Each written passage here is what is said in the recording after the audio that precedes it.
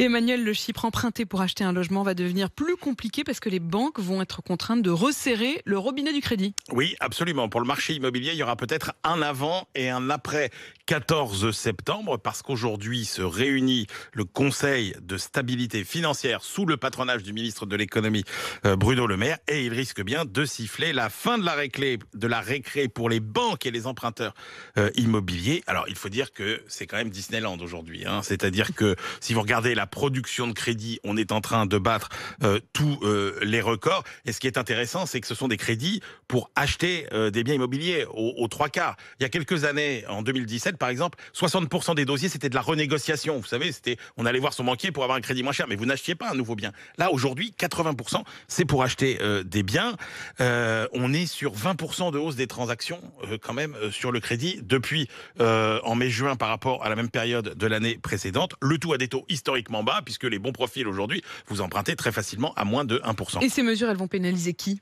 Alors d'abord, les investisseurs locatifs aisés dont ce qu'on appelle le taux d'effort, c'est-à-dire le rapport entre le crédit que vous remboursez et vos revenus dépasse 35% parce que le Haut Conseil invite les banques à préférer les demandes qui portent sur l'achat d'une résidence principale. Et puis ça va surtout pénaliser aussi les dossiers les plus limites, ceux qui sont au bord de l'accession à la propriété, qui aujourd'hui peuvent encore emprunter, mais ces primo-accédants, s'ils n'ont pas d'apport personnel, eh bien on risque de leur dire bah non, vous n'aurez pas de crédit. C'est à peu près quand même 100 000 à 200 000 ménages qui pourraient se retrouver exclus de l'accès à la propriété. Le Haut Conseil de stabilité financière, il avait déjà tiré la sonnette d'alarme et il avait fixé des règles. Oui, il avait fixé des règles, donc ce fameux taux d'effort qui ne devait pas dépasser les 35%, la durée d'endettement qui ne devait pas dépasser 25 ans, 27 ans si vous achetez sur plan. Or cet été, un quart des prêts outrepassaient la règle des 35% et ou des 25 ans.